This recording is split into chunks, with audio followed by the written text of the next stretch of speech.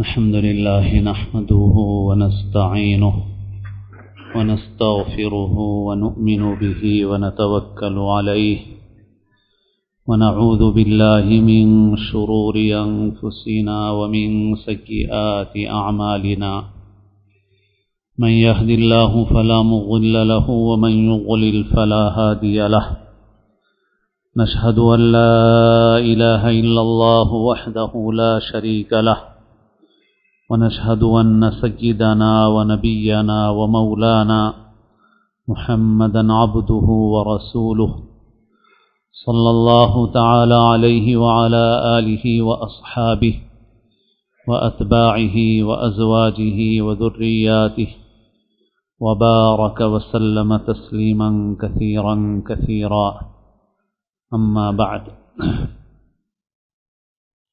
أعوذ بالله من الشيطان الرجيم بسم الله الرحمن الرحيم فمن زحزح عن النار وأدخل الجنة فقد فاز وما الحياة الدنيا إلا متاع الغرور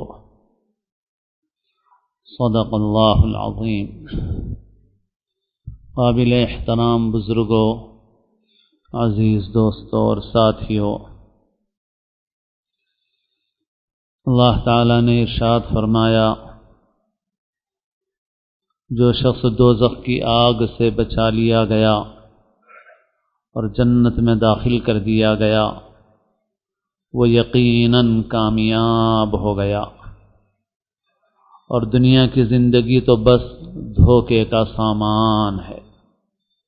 وَمَا الْحَيَاةُ الدُّنْيَا إِلَّا مَتَاعُ الْغُرُورِ۔ اللہ تعالیٰ نے دنیا میں جتنے نبی بھیجے ہیں اور جن انبیاء پر ہمارا ایمان ہے، اور جن میں سب سے اخیر میں ہمارے نبی سیدنا محمد رسول اللہ صلی اللہ علیہ وسلم تشریف لائے، سارے نبیوں نے انسانوں کو، ہم لوگوں کو اس بات سے آگاہ اور باخبر کیا کہ اصل زندگی مرنے کے بعد کی زندگی ہے، کامیابی اور ناکامی کا تعلق اسی سے ہے۔ دنیا کی زندگی عارضی ہے، یہاں کی کامیابی بھی عارضی ہے، یہاں کی ناکامی بھی عارضی ہے۔ دنیا میں آدمی کیسا رہتا ہے اس کا اصل اعتبار نہیں، جیسے حضرت سید سلیمان ندوی علیہ الرحمہ نے فرمایا کہ ہم ایسے رہے یا کہ ویسے رہے، وہاں دیکھنا ہے کہ کیسے رہے۔ حیات دو روزہ کا کیا عیش و غم، مسافر رہے جیسے تیسے رہے۔ حضرت خواجہ عزیز الحسن صاحب مجذوب علیہ الرحمہ فرماتے ہیں، یہاں کی راحت ہے کوئی راحت، یہاں کی زحمت ہے کوئی زحمت، یہ ایک سرا ہے مقام غربت، یہ کوئی رہنے کا گھر نہیں ہے۔ یہاں پر جو آدمی کامیاب ہے وہاں ناکام ہو سکتا ہے، یہاں بظاہر جو ناکام ہے وہاں کامیاب ہو سکتا ہے۔ اصل کامیابی تو وہیں کی ہے۔ اللہ تعالیٰ فرماتے ہیں، من زحزح عن النار، جو دوزخ کی آگ سے بچا لیا گیا، وَأُدْخِلَ الْجَنَّةَ، اور جنت میں داخل کر دیا گیا، فَقَدْ فَازَ، وہ یقیناً کامیاب ہو گیا۔ قرآن مجید اللہ تعالیٰ نے ہماری ہدایت کے لیے نازل فرمایا۔ اس قرآن مجید کے بنیادی طور پر 3 مضامین ہیں۔ ایک توحید کا مضمون ہے کہ قرآن دعوت دیتا ہے اور بار بار وضاحت کرتا ہے اس بات کی کہ ایک اللہ ہے، اس کا کوئی شریک نہیں ہے، کوئی اس کا برابر اور ہمسر نہیں ہے، وہی اکیلا عبادت کے لائق ہے۔ اس کے ساتھ کسی کو شریک کرنا، کسی کو اس کے برابر ٹھہرانا سب سے بڑا ظلم ہے۔ ان الشرک لظلم عظیم۔ اور دوسرا مضمون انبیاء کی سچائی کو، رسالت کو ثابت کرنے کے لیے ہے، قرآن کی صداقت بتانے کے لیے ہے، نبی کی صداقت اور سچائی کو ثابت کرنے کے لیے ہے۔ اور تیسرا مضمون آخرت کا مضمون ہے۔ قرآن اس سے بھرا ہوا ہے۔ ایک جگہ نہیں، جگہ جگہ اسی کی باتیں ہیں، مرنے کے بعد کی زندگی کی باتیں ہیں، جنت کی بات ہے، دوزخ کی بات ہے، آخرت کی جزا یعنی اچھا بدلہ جو آخرت میں ملنے والا ہے اس کے وعدے کیے گئے ہیں، آخرت کی سزا کے متعلق وعیدیں ہیں، قرآن اس سے بھرا ہوا ہے، اور اس کا یقین ہمارے ایمان کے لیے ضروری ہے، ہماری ہدایت کے لیے ضروری ہے۔ سورہ فاتحہ میں بندے نے اللہ سے دعا مانگی، اہدنا الصراط المستقیم، اللہ نے ہدایت کا نسخہ عطا فرما دیا، اور سورہ بقرہ کے شروع ہی میں بہت مختصر الفاظ میں ہدایت کا مکمل نسخہ بیان کر دیا گیا۔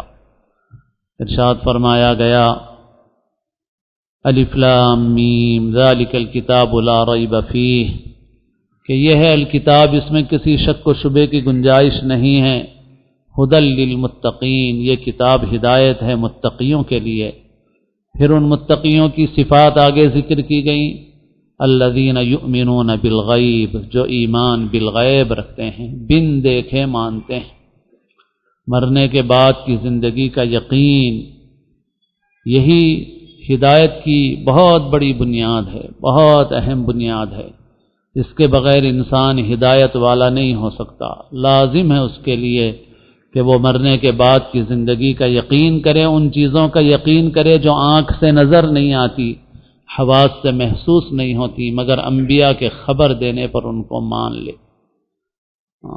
سورہ ملک میں فرمایا، ان الذین یخشون ربهم بالغیب، بلا شبہ جو لوگ اپنے رب سے ڈرتے ہیں بن دیکھے، دیکھا نہیں مگر ڈرتے ہیں، یہ مطلوب ہے، یہ یقین مطلوب ہے، اس کے بغیر اعمال کی بھی قیمت نہیں ہے۔ اعمال کی قیمت اسی وقت ہے جبکہ یہ اعمال آخرت کے یقین کے ساتھ جڑے ہوئے ہوں۔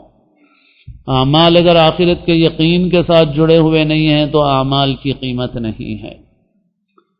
رمضان سے متعلق احادیث میں آپ صلی اللہ علیہ وسلم نے ارشاد فرمایا کہ جو رمضان کے روزے رکھے ایمان اور احتساب کے ساتھ، جو رمضان کی راتوں میں کھڑے ہو کر عبادت کرے ایمان اور احتساب کے ساتھ، یہ احتساب کیا ہے؟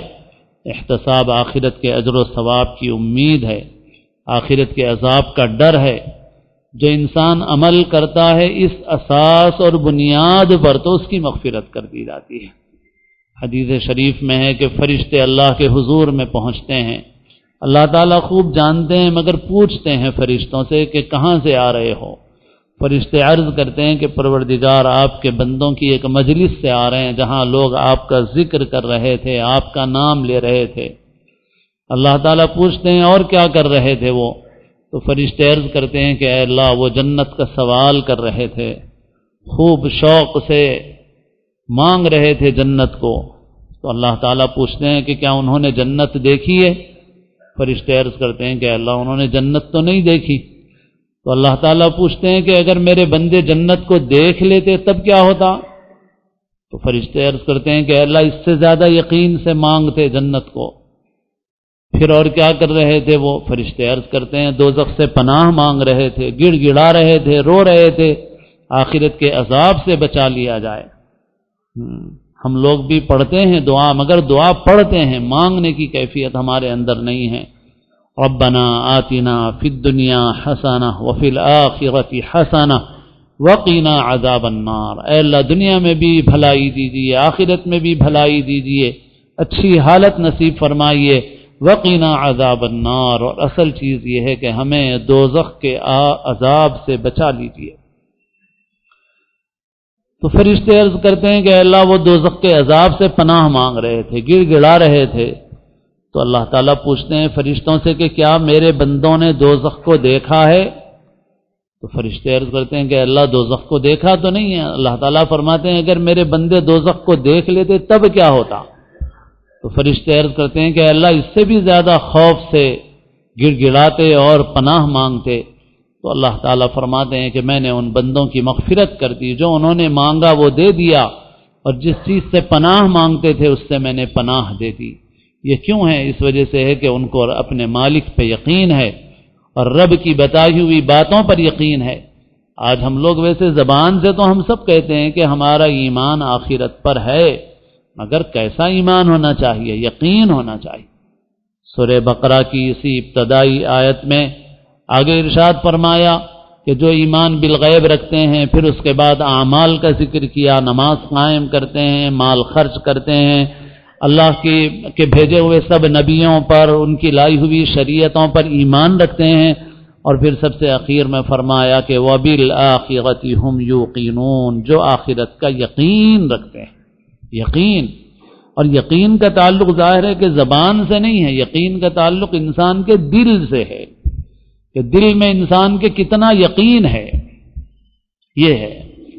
آج صحیح طور پر دیکھا جائے تو امت کے اندر جو کمیاں کوتاہیاں ہیں اور ہماری اپنی زندگیوں میں جو بگاڑ ہے، اس کی بنیادی وجہ یہ ہے کہ یوں ہم زبان سے تو کہتے ہیں کہ ہم آخرت کو مانتے ہیں، مگر ہمارے دل آخرت کے یقین سے خالی، ہمارے اعمال آخرت کے یقین کے ساتھ جڑے ہوئے نہیں ہیں۔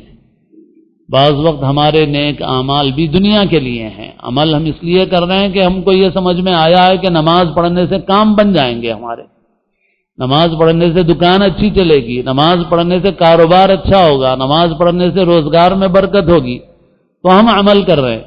تو ٹھیک ہے، یہ سب چیزیں تو ملتی ہی ہیں، یقیناً ملتی ہیں یہ سب، لیکن نماز اس کے لیے نہیں ہے، عمل اس کے لیے نہیں ہے، وہ ایمان اور احتساب آخرت کے ساتھ جڑا ہوا ہے۔ یہی دولت انبیاء کو حاصل ہوتی ہے۔ صحابہ کرام میں ہم میں فرق اسی وجہ سے کہ صحابہ کو یہ یقین اعلیٰ درجے کا حاصل تھا، یہ یقین اعلیٰ درجے کا حاصل تھا۔ اسی وجہ سے ایک صحابی جنگ کے میدان میں کھڑے ہوئے ہیں، اور وہ آج کل کی جنگ کی طرح نہیں ہے کہ صاحب آپ بلٹ پروف جیکٹ بھی پہنے ہوئے ہیں اور ہیلمٹ بھی لگائے ہوئے ہیں۔ ایسی لڑائیاں ہوتی تھیں کہ جان خطرے میں ڈالی جاتی تھی، اور اس لڑائی میں کھڑے ہوئے ہیں اور اللہ کے رسول صلی اللہ علیہ وسلم سے پوچھتے ہیں کہ اللہ کے رسول، اگر میں شہید ہو گیا، اگر لڑتے ہوئے تو کیا ہوگا، مجھے کیا ملے گا؟ اللہ کے رسول صلی اللہ علیہ وسلم فرماتے ہیں کہ تمہیں جنت ملے گی۔ تو کھجور کھا رہے تھے، کھاتے کھاتے خیال ہوا کہ دیر ہو رہی ہے جنت میں داخلے میں، کیوں اتنی دیر انتظار کروں، تو اپنے ہاتھ کی وہ کھجوریں پھینک دیں اور لڑتے ہوئے اللہ کے راستے میں شہید ہو گئے۔ دو آدمی مال کے لیے لڑتے ہوئے آئے کہ یہ مال میرا ہے، یہ مال میرا ہے۔ حضور فرماتے ہیں دیکھو، اگر تمہارا مقدمہ سن کے میں کوئی فیصلہ کر بھی دوں، اور بالفرض ایسا ہو کہ تم میں سے کوئی آدمی زیادہ اچھے طریقے سے اپنا مقدمہ پیش کر دے اور میں اس کے حق میں فیصلہ کر دوں، لیکن وہ اس کا حق نہ ہو، تو میرے فیصلہ کرنے سے بھی وہ اس کے لیے حلال نہیں ہوگا۔ انما اقطع له قطعة من النار، میں اسے آگ کا ٹکڑا دے رہا ہوں۔ تو حضور کا اتنا فرمانا تھا کہ ان کو اتنا ڈر ہوا کہ وہ دو آدمی جو یہ کہہ کر لڑتے ہوئے آئے تھے کہ مال ہمارا ہے، دونوں نے بھی اس کے لینے سے انکار کر دیا۔ آج ہم تو بیانات سنتے رہتے ہیں، بیانات کرتے رہتے ہیں، مگر ہمارے دل میں وہ ڈر نہیں ہے۔ حضور کا ایک جملہ کہ انما اقطع له قطعة من النار، میں اسے آگ کا ٹکڑا دے رہا ہوں، دونوں کی کیفیت تبدیل کر دی اس ایک جملے نے۔ انہیں یاد آ گیا، انہیں خیال ہو گیا کہ اللہ کے رسول صلی اللہ علیہ وسلم کیا فرما رہے ہیں، ہم سے کچھ ذہول ہو گیا تھا، ہم نے اس کے متعلق نہیں سوچا۔ اگر یہ آگ کا ٹکڑا ہے، آگ کا ٹکڑا ہے تو ہمیں نہیں چاہیے، ہمیں نہیں چاہیے۔ اور پھر اب دونوں کہتے ہیں کہ نہیں اللہ کے رسول، مجھے بھی نہیں چاہیے، مجھے بھی نہیں چاہیے۔ تو پھر حضور ان کے درمیان مفاہمت کرا دیتے ہیں کہ قرعہ ڈال کے آدھا آدھا لے لو اور ایک دوسرے کو معاف کر دو۔ یہ یقین ہے۔ ہم لوگ زبان سے تو بہت کہتے ہیں کہ صاحب ہم مسلمان ہیں، اور ہم تو ایسا سمجھتے ہیں اپنے متعلق، ہم تو بڑے اچھے سچے پکے مسلمان ہیں، اور دو چار کچھ غلطیاں بھی ہیں تو ہوں گی، بھائی انسان ہوں، باقی میں بڑا اچھا مسلمان ہوں۔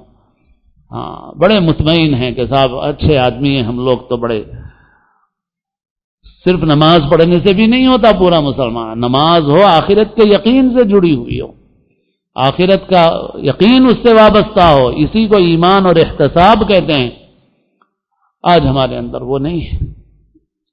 تو بہرحال صحابہ کو یہ دولت حاصل تھی۔ اللہ کے جو نیک بندے ہوتے ہیں، ولی ہوتے ہیں، ان کو بھی یہ نعمت حاصل ہوتی ہے۔ اپنے خاتمے سے اتنا ڈرتے ہیں کہ کچھ پوچھئے مت۔ آج ہم لوگ روز جنازے میں جا رہے ہیں، کبھی کبھی تو ایسا ہو رہا ہے کہ ایک دن صبح ایک جنازے میں، شام ایک جنازے میں، کبھی یہ ہو رہا ہے آج ایک جنازے میں، کل ایک جنازے میں۔ مگر ہمیں عبرت نہیں حاصل ہو رہی ہے. ہم اپنے متعلق بھی نہیں سمجھ رہے ہیں کہ ہمارا وقت قریب آ رہا ہے. ہاں، دوسروں کے جنازے ہم پڑھ رہے ہیں، ہمارا بھی پڑھا جانے والا ہے. دوسروں کے اعلان ہم کر رہے ہیں، ہمارا بھی اعلان ہونے والا ہے. لیکن ہم کو اس کی فکر نہیں. حضرت عثمان رضی اللہ تعالیٰ عنہ کے متعلق منقول ہے کہ جب کسی قبر پر کھڑے ہوتے تو اتنا روتے کہ داڑھی تر ہو جاتی. کسی نے پوچھا کہ آپ جنت دوزخ کے تذکرے پہ اتنا نہیں روتے، قبر پہ آتے ہیں تو اتنا کیوں روتے ہیں؟ تو حضرت عثمان فرمانے لگے کہ میں نے رسول اللہ صلی اللہ علیہ وسلم کو فرماتے ہوئے سنا کہ ان القبر اول منزل من منازل الاخرہ، کہ قبر آخرت کی منزلوں میں سے پہلی منزل ہے. جو اس سے نجات پا گیا تو اس کے بعد کا مرحلہ اس کے لیے آسان ہے، اور جو اس سے نجات نہیں پایا تو اس کے بعد کا مرحلہ اس کے لیے سخت ہے. اس لیے میں روتا ہوں کہ یہ سب سے پہلی منزل ہے. اگر یہاں آدمی نجات پا گیا تو آگے آسان ہے، اور اگر یہاں پھنس گیا تو آگے مشکل ہے. آخرت کا یہ یقین، یہ بنیاد ہے، یہ ہدایت کی بنیاد ہے. اس کے بغیر خالی اعمال بھی کافی نہیں. عمل کا آخرت سے جڑا، آخرت کے یقین سے جڑا ہوا ہونا، اسی سے اخلاص پیدا ہوتا ہے، اسی سے انسان میں تواضع پیدا ہوتی ہے، انسان کے اندر سے اکڑ ختم ہوتی ہے، انسان اللہ کا بندہ بنتا ہے. اور اللہ کو یہی مطلوب ہے. باقی ہماری عبادت سے اللہ کو کیا ملنے والا؟ اللہ تعالیٰ تو یہ دیکھتے ہیں کہ ہمارا یقین اللہ کے ساتھ کیسا ہے. اسی یقین کا پتہ اس حدیث سے بھی چلتا ہے جس میں استغفار کا مضمون ہے کہ ایک بندے سے گناہ ہو گیا، اس نے اللہ سے مغفرت مانگی، پھر اس کے بعد کچھ دنوں کے بعد بچتا رہا، پھر کچھ دنوں بعد پھر گناہ ہو گیا، پھر اللہ سے استغفار کیا، پھر کچھ عرصے کے بعد پھر غلطی ہو گئی، پھر اللہ سے توبہ استغفار کیا، تو فرشتے اللہ کے حضور اس کا ریکارڈ لے جاتے ہیں. اللہ تعالیٰ فرشتوں سے پوچھتے ہیں کہ میرے بندے کو یقین ہے کہ اس کا کوئی رب ہے جو اس کی پکڑ بھی کر سکتا ہے اور اس کو معاف بھی کر سکتا ہے؟ تو فرشتے کہتے ہیں کہ اللہ، اس کے عمل سے تو یہی معلوم ہو رہا ہے. اس کا یقین نہ ہوتا تو بار بار کیوں روتا، بار بار کیوں گڑ گڑاتا؟ غلطی اس سے ہو رہی ہے مگر پھر بار بار آتا ہے، پھر روتا ہے، پھر گڑ گڑاتا ہے. اس کا مطلب یہ ہے کہ اس کے دل میں ہے یقین اس بات کا کہ اس کا کوئی رب ہے جو اس کی پکڑ بھی کر سکتا ہے، اس کو معاف بھی کر سکتا ہے. یہ جو حدیث میں یہ الفاظ ہیں کہ کیا علم عبدی، غالباً عربی میں یہ الفاظ ہیں کہ کیا میرے بندے کو علم ہے. علم یقین کو کہتے ہیں، گمان کو نہیں. میرے بندے کو کیا اس کا یقین ہے؟ اور پھر اس پر اللہ تعالیٰ کی طرف سے یہ خوشخبری کہ میں نے اس کے لیے مغفرت لکھ دی ہے. معلوم ہوا کہ یہ مغفرت اس کے اس یقین کی وجہ سے ہے جو اس کو اپنے مالک کے ساتھ ہے. اللہ کا یقین، مرنے کے بعد کی زندگی کا یقین، جنت کا یقین، دوزخ کا یقین، یہ ہمارے ایمان کے لیے میرے دوستوں ظاہری اعمال سے بھی زیادہ ضروری ہے، نماز سے بھی زیادہ ضروری ہے، روزے سے بھی زیادہ ضروری ہے. اور ایک شخص کے مسلمان ہونے کے لیے بھی نماز سے بڑھ کے اہم آخرت کا یقین ہے، اعمال سے بڑھ کے اہم آخرت کا یقین ہے. آخرت کا یقین نہیں ہے تو اعمال سے بھی کوئی فائدہ انسان کو ہونے والا نہیں. اور اللہ کے جو نیک بندے ہیں، اولیاء اللہ، بزرگان دین، صلحاء، ان کو بھی یہی چیز حاصل ہوتی ہے. ان کا عمل آخرت کے یقین سے جڑا ہوا ہوتا ہے.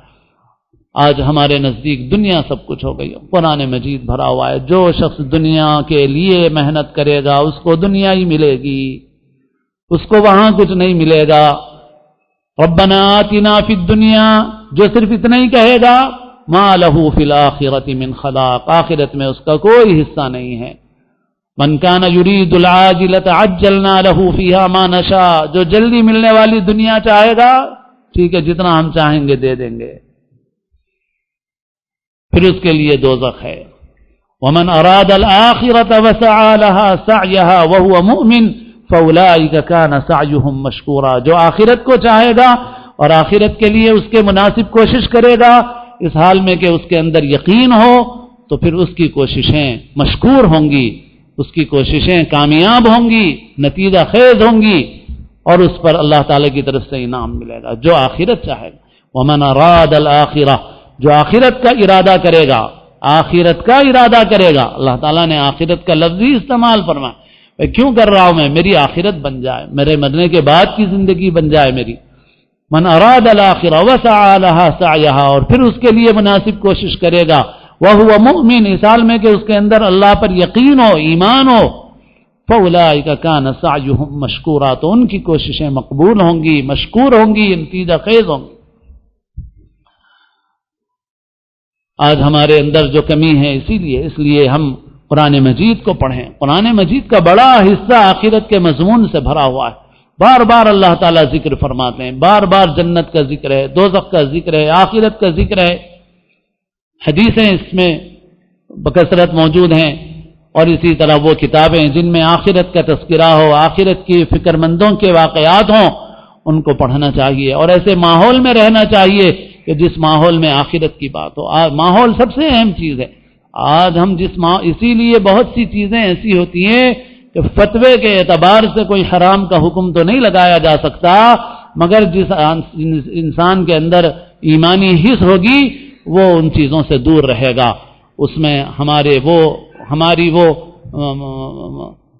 تقریبات یا ہماری وہ گیدرنگ بولیے، اجتماعات بولیے، جو غفلت سے بھرے ہوئے ہیں، غافلوں کی صحبت ہے، جو جہاں آخرت کا ذکر نہیں ہے، جہاں آخرت کا خیال نہیں گزرتا، جہاں دنیا ہی دنیا، کھانا، کپڑا، ہوٹل، کاروبار، فلاں، یہ وہ، بس.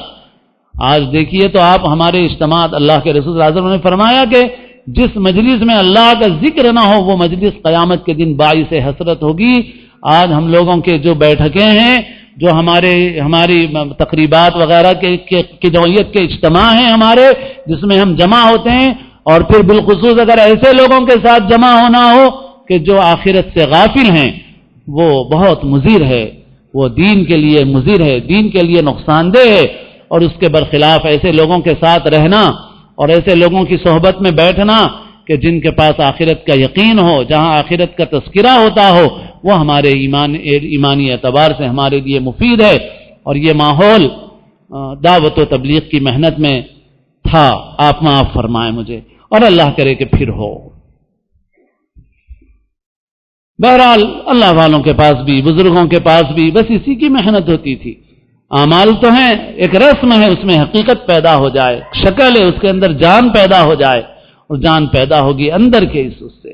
بغیر اس اندر کی اس چیز کے صرف ظاہری اعمال بھی انسان کے لیے کچھ کافی نہیں ہوتے. اللہ تعالیٰ اپنے فضل سے، اپنے کرم سے، اپنے نبیوں کی برکت کے طفیل میں، انبیاء کے طفیل میں، اور اپنے محبوب اور مقبول بندوں اور صلحاء کے طفیل میں، جن کو اللہ نے آخرت کا یقین اور اپنی محبت سے جن کو سرفراز فرمایا، اللہ تعالیٰ ان کے طفیل میں مجھے بھی نصیب فرمائے، آپ کو بھی نصیب فرمائے. اللہ تعالیٰ ہم سب کو اسلام کی زندگی اور اپنے اپنے وقت پر حسن خاتمہ نصیب فرمائے. سنتیں ادا فرمائے.